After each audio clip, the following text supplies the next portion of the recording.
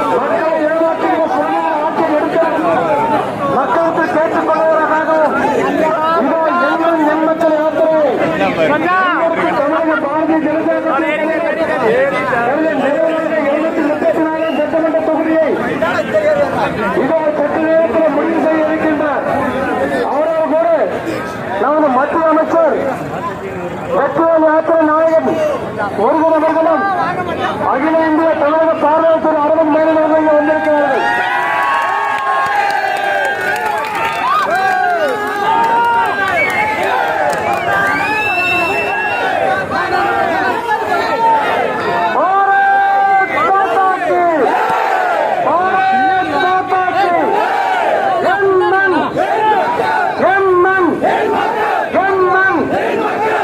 பெரியவர்களே, தாய்மார்களே, 234ஆம் சட்டமன்ற தொகுதியாக புண்ணியம் நிறைந்த பூமியில நம்முடைய மரியாதைக்குரிய மாநில தலைவர்கள் எண்மண் எண்மக்களுடைய முழக்கத்தை முன்னெடுத்து தமிழகம் முழுவதும் பாத யாத்திரைகள் வருகிறது. இதோ நிறைவேறாக நிறுத்துவதற்காக நம்முடைய நின்று கொண்டிருக்கின்றார். அவரை பேசுமாறு நிறைய சார்பில் கேட்டுக்கொள்கிறேன்.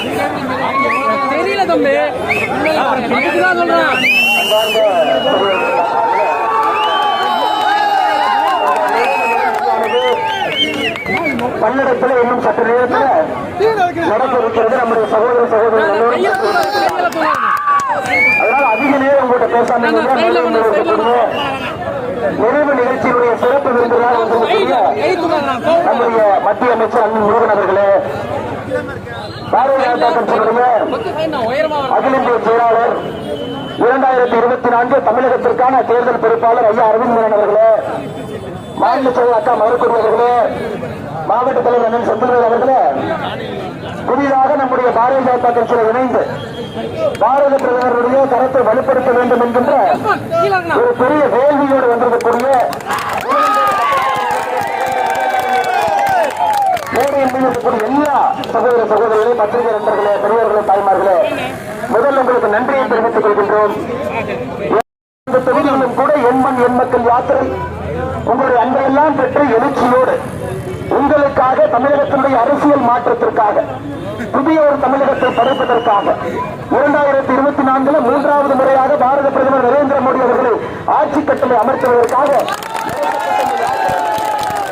எந்த இடத்துல எந்த கொடிக்காக திருப்பூர் குமரனையா தன்னுடைய உயிர் நீத்தாரோ அதே இடத்தில் இந்த யாத்திரை முடித்து தேசிய கொடிக்காக, தேசியத்திற்காக, ஆன்மீகத்திற்காக, குடும்பாட்சிக்கு எதிராக, லஞ்சத்திற்கு எதிராக, அடாவடி அரசியலுக்கு எதிராக, எல்லாவற்றுக்கும் மேலாக சாமானிய மக்களுக்கு ஆதரவாக தமிழக பாரதிய ஜனதா கட்சி என்றும் இருக்கும். அரசியல் மாற்றம் நிச்சயமாக தமிழகத்தில் வரும். 2024 பாரத பிரதமர் நரேந்திர மோடி அவர்கள் மூன்றாவது முறையாக ஆட்சி அமைக்கப் போவது சத்தியம் நிச்சயம் என்று நமக்கு தெரியும். அதிகமாக உங்களுடைய இடத்தை எடுத்துக்கொள்ளாம பாருங்க, வண்டி எல்லா மக்கள் போய்கொண்டிருக்கின்றார்கள். காவல்துறை அங்க போகணும் ஐயா. அதனால் நேரடியாக என்னுடைய உரையினுடைய கடைசி பகுதிக்கு வந்து விடுகின்றன ஐயா. இந்த யாத்திரை இன்று முடிந்திருந்தாலும் கூட இதனுடைய வேள்வி தீப்பொறி இன்னும் 100 நாட்கள் இருக்க வேண்டும். எப்படி கடந்த 6 மாத காலமாக பட்டி எல்லாம் தமிழகத்தினுடைய பாரதிய ஜனதா கட்சி தொண்டர்கள் மக்களை சந்தித்து கட்சிக்காக பிரதமர் மோடிக்காக உழைத்தீர்களோ, இன்னைக்கு இந்த யாத்திரை முடிந்திருந்தாலும் கூட இந்த யாத்திரையினுடைய வேள்வி, இந்த யாத்திரையினுடைய யாத்திரை நிறைவு பெற்று எந்த மண்ணில் இருக்கின்றோமோ நம்முடைய திருப்பூர் குமரன் இந்த மண்ணில் தன்னுடைய கொடியை கையில வைத்திருந்த கொடியை ஆங்கிலேயர்களுடைய அடக்குமுறையால் அந்த கொடியை வீழ்த்த முடியவில்லை. அவர் தரையில இறந்து இறைவனடி சேர்ந்தது இதே இடத்துலதான் திருப்பூர் குமரன் அவர்கள் 1932 கீழே விழுந்த பொழுது கூட அவருடைய கொடி கையில் இருந்துச்சு. கொடி காத்த குமரன் என்று சொல்வோம்.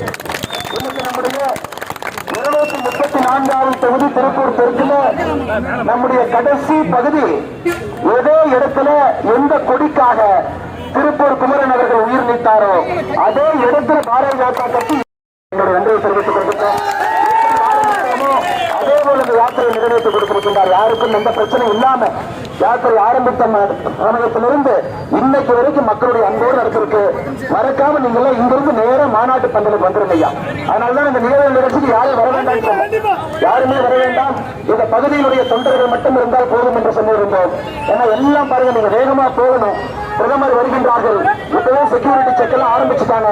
அதனால யாரும் காலம் தாழ்த்தாம நேரடியாக நீங்கள் மாநாட்டு பந்தலுக்கு வர வேண்டும் என்கின்ற அன்பான வேண்டுகோளை உங்களுக்கு வைத்து பத்திரிகை நண்பர்களுக்கும் நன்றி தெரிவித்து என்னுடைய உரையை முடித்துக் கொள்கின்றேன்.